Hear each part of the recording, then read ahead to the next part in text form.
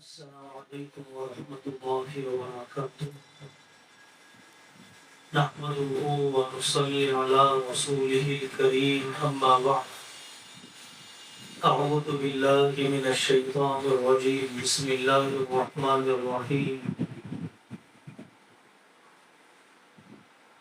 یا ایہا الذین آمنوا اجتنبوا کثیرا من الظن ان بعض الظن اثم ولا تجسسوا ولا يغتب بعضكم بعضا صدق اللہ العظیم۔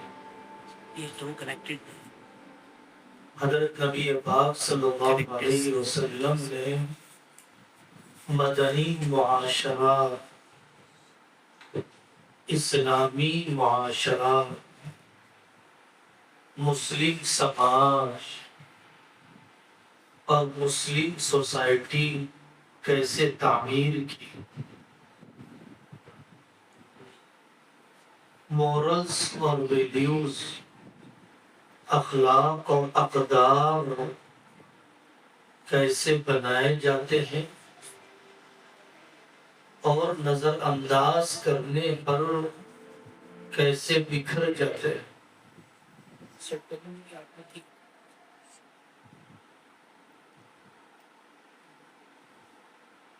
اس زمانے میں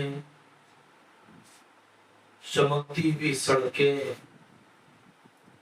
برق رفتار کاریں، مہنگے ماربلز، گھروں میں چمکتے فانوس لگا کر ہم یہ سمجھ رہے ہیں کہ ہماری سوسائٹی ڈیولپ ہو رہی ہے، مسلم سماج ترقی کر رہا ہے۔ مہنگے چپل، اعلیٰ قسم کے کپڑے، مہنگی شادیاں، عقیقے کے لڈو بانٹ کر ہم سمجھ رہے ہیں کہ خلوص محبت میں ترقی ہو رہی ہے۔ اس مختصر مجلس میں ہم سمجھانے کی کوشش کریں گے کہ کون سے اخلاق و اقدار زباں ہو رہے ہیں، کون سے اخلاق و اقدار ٹوٹ رہے ہیں۔ سب سے پہلی قدر اور اخلاق جو ہماری زندگیوں سے نکل رہا ہے، احساس بھی نہیں، حیا۔ حیا، اسلام میں حیا کا مفہوم بہت وسیع ہے۔ اللہ سے شرم، نامحرم سے جھجک، محرموں سے اپنے سطر کی حفاظت، بہت لمبا مضمون ہے، ہم اشارے دیتے ہوئے چلیں گے۔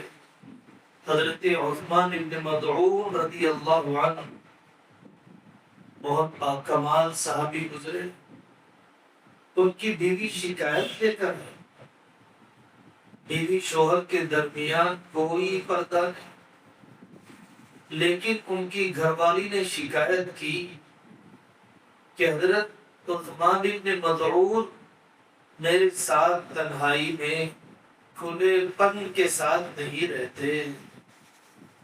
آقا صلی اللہ علیہ وسلم نے فرمایا عثمان تو بڑا باحیا اور سطر کے سلسلے میں جھجک والا آدمی ہے۔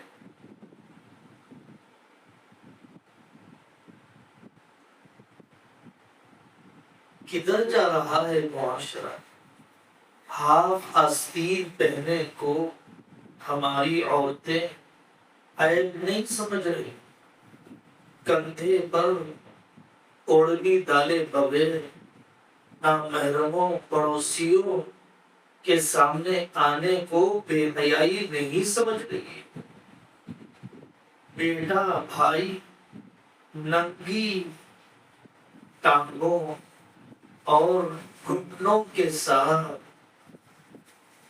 اپنی بہن کے سامنے، اپنی والدہ کے سامنے اپنی بھابھی کے سامنے آتے ہوئے شرم نہیں آ رہی ہے، جبکہ یہ سطر ہے، جبکہ یہ سطر ہے۔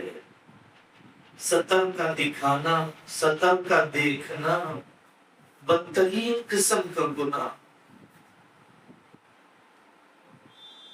حضرت عثمان رضی اللہ عنہ، عثمان ابن عفان رضی اللہ عنہ غسل کرنے کے لیے جاتے، چھتیں نہیں ہوتی تھی اس زمانے میں، اپنے سر پر کپڑا رکھ لیتے تھے اللہ سے حیا کی وجہ سے۔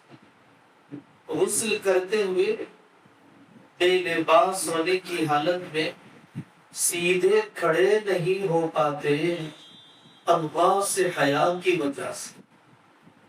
موسیٰ علیہ السلام اپنا جسم چھپا کر رکھتے، جو حصہ چھپایا جانا ہے وہ تو چھپاتے ہی، زائد والا حصہ بھی چھپاتے۔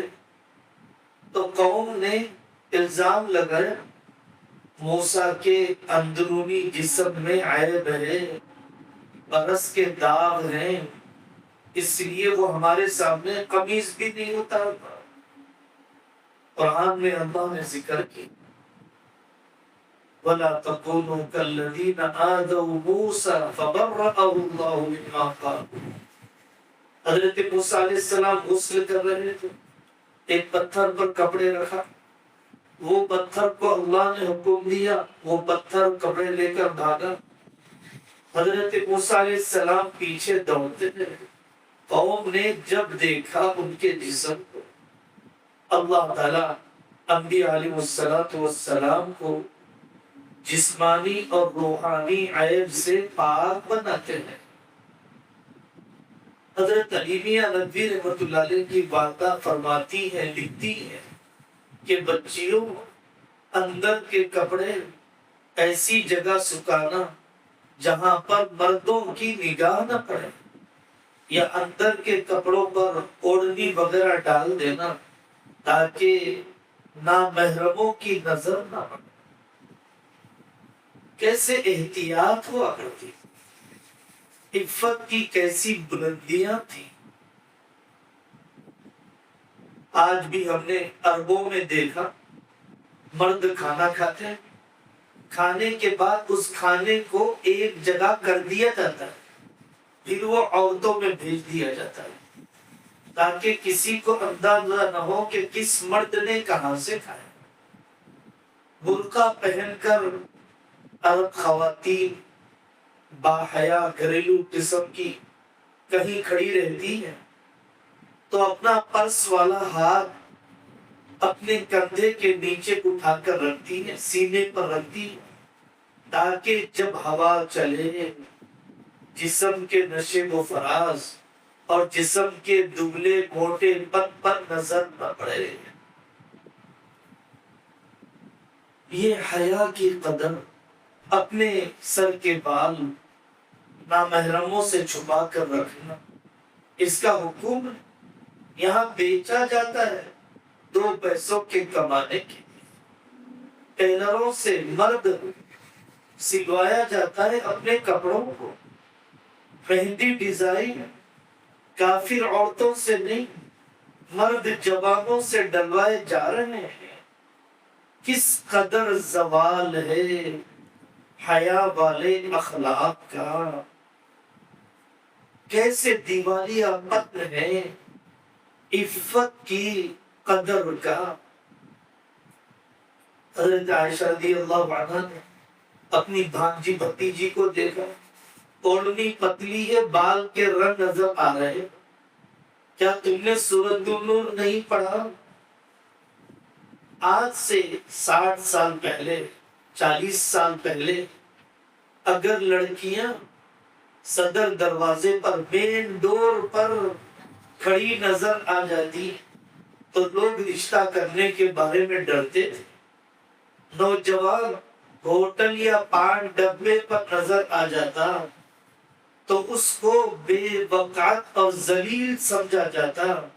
پان ڈبے یا ہوٹل پر اس نوجوان کے نظر آنے کی وجہ سے دوسری قدر اور اخلاق جو کمزور ہو رہے ہیں، وعدہ وفائی، زبان کی پابندی، وعدہ پورا نہ کرنا منافق کی عادت۔ امی جان حضرت عائشہ فرماتی اللہ نے جو وعدہ قرآن میں کیا ہم یہ سمجھتے تھے کائن قبل ان یموت، اللہ کا وعدہ ہماری موت سے پہلے پورا ہو کر رہے گا۔ حضرت اسماعیل علیہ السلام کے بارے میں اللہ نے فرمایا کان صادق الوعد، حضرت اسماعیل علیہ السلام وعدے کے پورا کرنے کے پابند تھے۔ ہم کاروبار کے سلسلے میں وعدے کی بات نہیں کر رہے، اگریمنٹ کے بدلنے کی بات نہیں کر رہے، گھریلو زندگی میں، انتظامی زندگی میں، مدرسے میں ایڈمیشن کے وقت آپ نے وعدہ کیا وقت پر آنے کا، دین کی خدمت کرنے کا، فیس وقت پر ادا کرنے کا، وعدہ خلافی کر رہے ہیں لیکن احساس نہیں۔ ابو العاص بن ربیع کے بارے میں، اپنے بڑے داماد کے بارے میں حضرت نبی پاک صلی اللہ علیہ وسلم نے فرمایا حدثنی فصدقنی ووعدنی فاوفى لی۔ ابو العاص بن ربیع نے وعدہ کیا، پورا کیا، زینب کو مکہ مکرمہ سے مدینہ پاک بھیجنے کا اور خیال رکھنے کا وعدہ پورا کر کے بتایا۔ حضرت عبداللہ بن عمر کے بارے میں واقعہ ہے، موت سے پہلے فرمانے لگے میری بچی کا نکاح فلانے سے کر دینا، میں نے وعدے جیسی بات کی تھی، وعدہ نہیں کیے، وعدے جیسی بات کی تھی۔ ایوب سختیانی رحمۃ اللہ علیہ کے بارے میں مشہور ہے کہ وعدہ کرتے دوسروں سے پہلے یہ وعدہ پورا کرنے کی فکر ہوتی، اللہ سے وعدہ کیا پورا کرو۔ وَمِنْهُمْ مَنْ عَاهَدَ اللَّهَ لَئِنْ آتَانَا مِنْ فَضْلِهِ لَنَصَّدَّقَنَّ وَلَنَكُونَنَّ مِنَ الصَّالِحِينَ۔ کاروبار چلنے سے پہلے، نکاح ہونے سے پہلے، اولاد ملنے سے پہلے، مدرسہ آباد ہونے سے پہلے کیا وعدے کیا تھا؟ صحت ملنے سے پہلے، اب اس وعدے کو پورا کر کے بتاؤ۔ عجیب بات ہے، ہم لوگ وعید پوری کرتے ہیں، وعدہ پورا نہیں کرتے۔ میں دھمکی دیا تھا نا ماروں گا تجھے، مار کر رہوں گا، میں بات نہیں کروں گا کہا تھا نا، اب وعدہ ہے، اب وعید پر جم کر رہوں گا، بات نہیں کروں گا، میں کسی حال میں نہیں کروں گا۔ وعدے تو پورے نہیں کرتے، وعیدوں پر پورا عمل کرتے۔ حدیث پاک میں صحابہ کرام کا قول بچوں سے بھی وعدہ کرو تو اسے پورا کرو۔ تیسری قدر اور تیسرے اخلاق جس کی طرف توجہ دینے کی ضرورت ہے وہ ہے نہ جاننے والے کو سلام کرنا۔ سلام کرنا کتنی بڑی سنت ہے، دل جوڑنے کا سلیقہ ہے، انسیت پیدا ہو جاتی ہے، اجنبیت اٹھ جاتی ہے، اللہ کی رحمت اترتی ہے، دعوت شروع ہو جاتی ہے سلام کرنے سے۔ آقا صلی اللہ علیہ وسلم کا مشہور فرمان وَتَقْرَأُ السَّلَامَ عَلَى مَنْ عَرَفْتَ وَعَلَى مَنْ لَمْ تَعْرِفْ، جس کو نہیں جانتا ہے اسے سلام کرو۔ مانوس کرنا مقصود ہے، غرضی سلام ہے، قرض لینے کے لیے، قرض ڈبونے کے لیے، لیکن اسلامی سلام، بے لوث سلام، للہ سلام اگر آ جائے تو کتنی قربتیں پیدا ہوں۔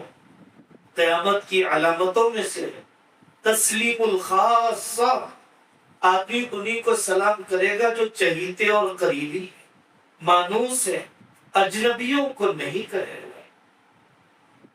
اس کا اہتمام ہونا چاہیے۔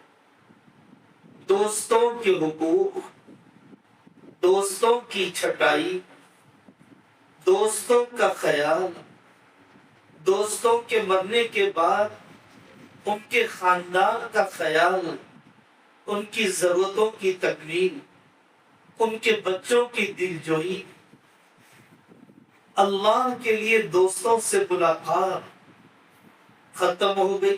یہ قدر غرضی فرضی ملاقاتیں، شادی جنازے کی آخر وقت کی ملاقاتیں، رشتہ داروں کا ہی خیال نہیں تو ایمانی دوستوں کا کیا خیال ہوگا؟ للہی دوستوں کا کیا خیال ہوگا؟ پہلے تو اپنے تعلق کو للہی بناؤ، قیامت تک جنت تک رہے گا۔ الاخلاء یومئذ بعضهم لبعض عدو الا المتقین۔ نیک دوست سفارش کریں گے، حوصلہ دیں گے، نیک دوستوں کے نہ ہونے کی قیامت کے دن کمی محسوس کرے گا۔ تعلقات حدود میں رہنا، محبت میں آگے نکل گئے، عداوت میں آگے نکل گئے، نہیں، جو باتیں نہیں بتانے کی تھی وہ بتا دی ہے، ناجائز۔ احبب حبیب کہو نما، ہم سے کہا گیا اللہ کے لیے ان کی ضرورتوں کو پورا کر۔ محمد بن منقدر رحمۃ اللہ علیہ فرماتے تھے، جی رہا ہوں دوستوں پر خرچ کرنے کی لذت حاصل کرنے کے لیے۔ حضرت مسور وراء رحمۃ اللہ علیہ نے عجیب بات فرمائی کہ مجھے شرم آتی کہ میں اپنے دوست سے تو کہوں انی احبک فی اللہ، میں تم سے اللہ کے لیے محبت کرتا ہوں، اور میں دنیا کی کوئی چیز دینے سے منع کروں۔ یزید بن عبد الملک بن مروان کہتا ہے بہت زیادہ کوئی اعلیٰ صفات کا مالک نہیں تھا، لیکن وہ کہتا ہے کہ مجھے شرم آتی کہ میں دوستوں کے لیے جنت تو مانگوں لیکن دنیا کی معمولی ضرورت پوری نہ کروں۔ سب لینے کے لیے تعلق رکھتے، دینے کے لیے کتنے؟ حضرت مجاہد فرماتے ہیں کہ میں ابن عمر کی صحبت میں رہا، میں کیا خدمت کرتا وہی میری خدمت کرتے تھے، وہی میرا خیال رکھتے تھے۔ مورخ عجلی رحمت اللہ علیہ، مورخ عجلی رحمت اللہ علیہ اپنے دوست کے پاس امانت رکھتے، بھائی یہ پیسے رکھو، تھوڑی دور آگے چلے جاتے، ضرورت پڑے تو خرچ کر لیں، ضرورت پڑے تو خرچ کر لیں۔ کیسی ہمدردی کی مثالیں، کیسی ایک دوسرے کی ضرورتوں کے سلسلے میں اپنائیت۔ تحریکیں انہی للہ اخوت سے چلتی۔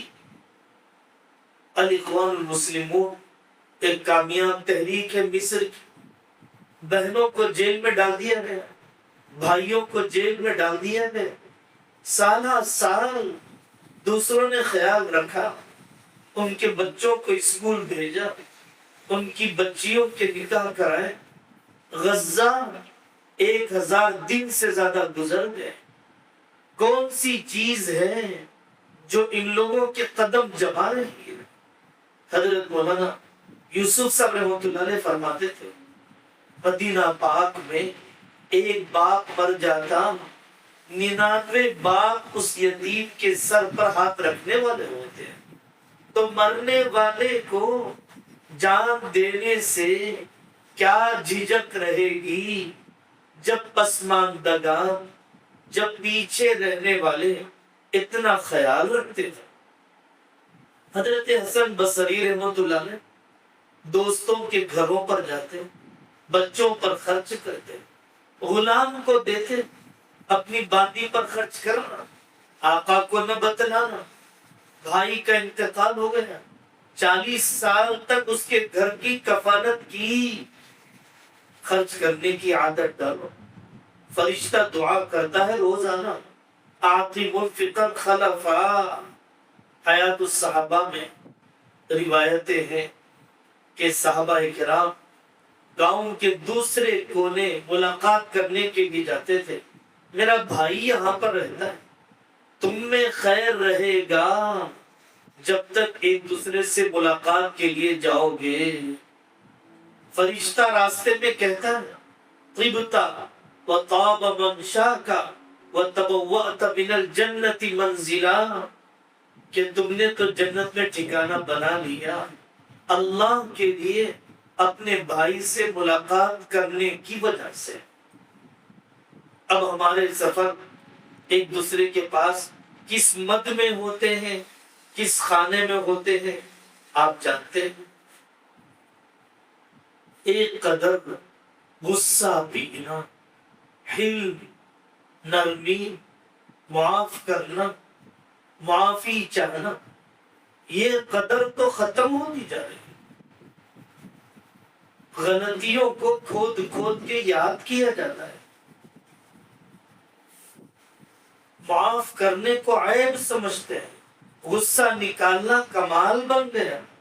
سڑک پر دیکھیے تھوڑی سی گاڑی لگ گئی, موٹی موٹی گالیاں زبان پر, معمولی دعوت میں نہیں بلایا, مانگنے پر رشتہ نہیں دیا, زندگی بھر قطع تعلق. ادفع بالتی ہی احسن, جس کو نرمی مل گئی وہ خوش قسمت ہے. قرآن نے کہا وما يلقاها الا الذين صبروا وما يلقاها الا ذو حظ عظیم. قسمت والا ہے, برائی کا بدلہ اچھائی سے دینے والا, غصے کو بے لگام نہ کرنے والا. والکاظمین الغیظ, غصے میں ہوں کوئی میرے سے بات نہ کرے, غصے میں ہوں میں نے طلاق دے دی, غصے میں ہوں بیوی کو پیٹ دیا, بچوں پر ہاتھ چلائے, یہ حماقت ہے, یہ بہت بڑا عیب ہے. سڑک پر آوازیں ہیں بے لگام غصے کی وجہ سے. مسلمان معاشرے میں اس کا تصور نہیں تھا. کتنے واقعات سنائے جائے. ابن عباس رضی اللہ عنہ کے پاس ایک غلام آیا, گالیاں دینے لگا, حضرت سنتے ہیں اور اس کے بعد فرمایا بھائی اس کی کچھ ضرورت ہو تو پوری کر دو, بس ایسے جیسے کہ کچھ ہوا ہی نہیں. یہ لوگ تھے بڑے, یہ لوگ تھے باکمال, اونچے اسٹیٹس والے, ہائی پروفائل. یہ لوگ تھے, یہ لوگ تھے ظرف والے, پینے والے. اپنے اندر لاؤ, بے قابو پن ختم کرو. حضرت ابو ذر رضی اللہ عنہ کی بکری کی ٹانگ توڑ دی. ایک شخص نے آ کر, حضرت ابو ذر رضی اللہ عنہ خاموش, اس نے کہا بھئی کیوں توڑ دی؟ حضرت ابو ذر نے پوچھا کیوں توڑا؟ حضرت غصہ دلانا چاہ رہا تھا. حضرت ابو ذر رضی اللہ عنہ نے فرمایا میں غصے میں نہیں آؤں گا, میں اس شیطان کو ناراض کروں گا جس نے تجھے مجھے غصہ دلانے کی طرف بھیجا ہے. لاغیظن من حرضک علی ھذا, معاف کر دیا اسے. وہ ایسا سمجھتے تھے کوئی مرغی کسی کو ٹھونگ مار دے تو معاف کر دیتے, ایسے ہی انسان نے کم عقلی میں کر دیا, معاف کر دو اسے. حضرت عمر بن عبدالعزیز کا مشہور واقعہ ہے, راستے سے گزر رہے تھے, ایک آدمی کو پیر لگ گئے. اس نے کہا امجنون انت, کیا پاگل ہے؟ حضرت عمر بن عبدالعزیز نے فرمایا نہیں ایسی کوئی بات نہیں, اور چلے گئے. ساتھ میں فوج تھی, ان لوگوں نے کہا حضرت ہم اس سے انتقام لیں. عمر بن عبدالعزیز نے فرمایا بھائی جھگڑے کی کیا بات ہے؟ اس نے پوچھا کیا تم پاگل ہو؟ میں نے جواب دے دیا نہیں ہوں. بات تو ختم ہو گئی. آگے کا جو کام بھی کر رہے یہ کرنے کا نہیں ہے, یہ کرنے کا نہیں. اپنے دل سے اس قسم کی ناگواریوں کو ہلکا کرو, زندگی کا سفر آسان ہو جائے گا. دل کا بوجھ ہلکا ہو جائے گا۔ نکاح کی پہلی رات سے نقائص کو یاد رکھتی ہے بیٹیاں، غلطیاں سناتی ہیں پہلی ملاقات سے۔ اللہ کی محبت کے لیے دل میں جگہ نہیں، اللہ کے نام کے لیے دل میں جگہ نہیں۔ ناشکری اور شکایت نے دلوں کو بھر دیا۔ زائد مال تو خرچ کرو، زائد کپڑے، زائد چپل، زائد کھانا، کم از کم اتنا تو کر۔ یہ قدر بھی، یہ اخلاق کا معیار بھی گرتا جا رہا ہے۔ اللہ نے قرآن میں فرمایا وَآتُوهُمْ مِن مَالِ اللَّهِ الَّذِي آتَاكُمْ، اللہ نے دیا ہے خرچ کرو۔ حضرت ابو سعید خدری کی روایت ہے، سفر میں تھے، ایک آدمی دائیں بائیں دیکھ رہا تھا، کچھ تلاش کر رہا تھا۔ آقا صلی اللہ علیہ وسلم نے اعلان کیا، بھائی جس کے پاس زائد سواری ہو، فضل الزاد وہ دے دے اپنے بھائی کو، زائد توشہ ہو اپنے بھائی کو دے دے۔ اتنی تفصیل فرمائی، صحابہ فرماتے ہیں ہمیں احساس ہونے لگا کہ زائد چیز میں ہمارا کوئی حصہ نہیں۔ جس اونٹ کو جو زائد ہے نہیں دیا وہ شیطان کے لیے ہے، جس مکان کو زائد ہے نہیں دیا اپنے بھائی کو وہ شیطان کے لیے۔ تکون ابل للشیاطین وبیوت للشیاطین، پوری روایت ہے۔ چار چار مکان ہیں، دو دو فارم ہاؤس ہیں، لیکن اپنی مستحق بہن کو دینے کے لیے تیار نہیں، اپنے مستحق بھائی کو دینے کے لیے تیار نہیں۔ یہ کیسی بے مروتی ہے، یہ کیسی بے رحمی ہے۔ زائد مال تو آدمی خرچ کرے۔ ایک قدر پوری اہمیت سے کہتا ہوں، سنو توجہ سے، عیبوں پہ پردہ ڈالنا، کمیوں کو چھپانا، ستر پوشی، عیب پوشی کرنا، عیب کو چھپانا، یہ اسلامی معاشرے کی خاصیت ہے۔ کسی کو گناہ کرتے ہوئے دیکھ کر فوٹو نہیں لی جاتی، ویڈیو نہیں بنایا جاتا، اخبار میں نہیں ڈالا جاتا۔ ان الذین یحبون ان تشیع الفاحشہ فی الذین آمنوا لهم عذاب الیم، فاحشہ کی اشاعت نہیں۔ اللہ تعالیٰ قیامت کے دن ایک گناہگار بندے کو قریب بلائیں گے اور جتلائیں گے، فلانا گناہ کیا تھا، فلانا گناہ کیا تھا، وہ اعتراف کرے گا۔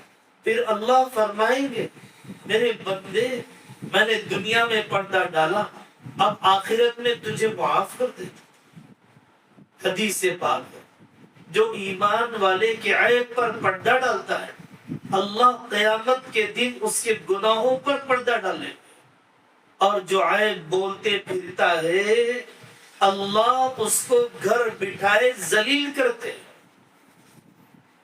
گھر بٹھائے اللہ ذلیل کرتے۔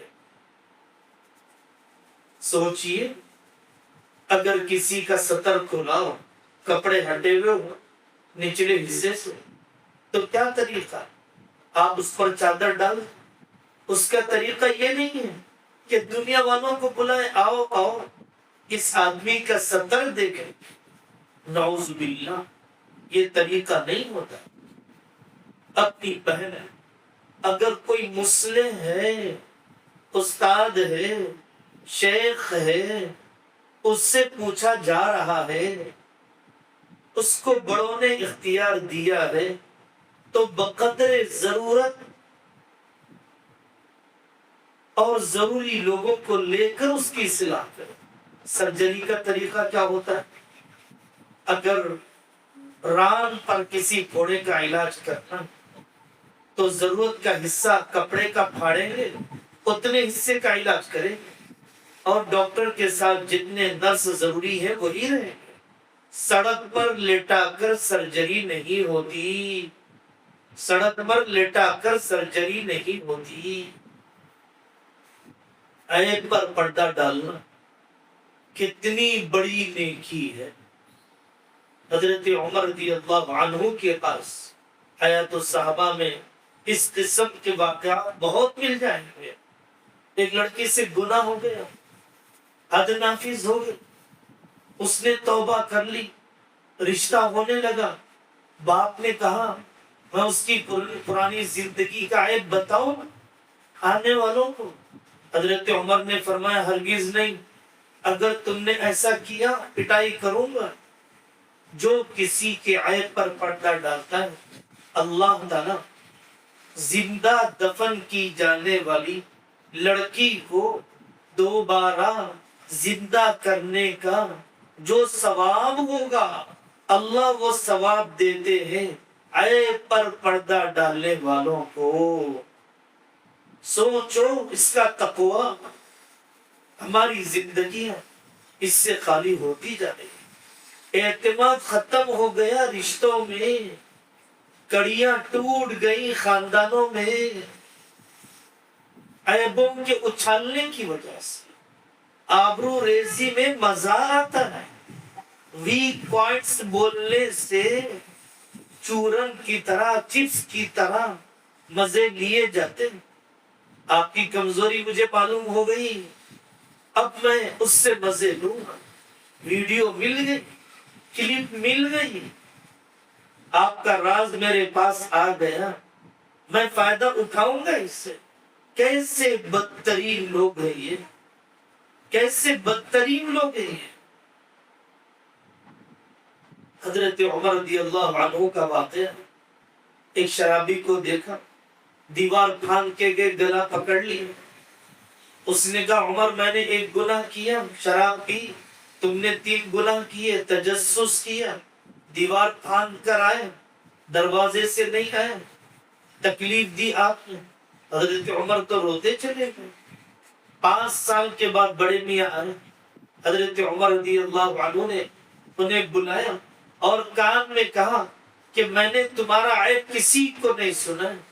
تو اس نے بھی جواب دیا کہ اس کے بعد میں نے کبھی شراب بھی نہیں پی۔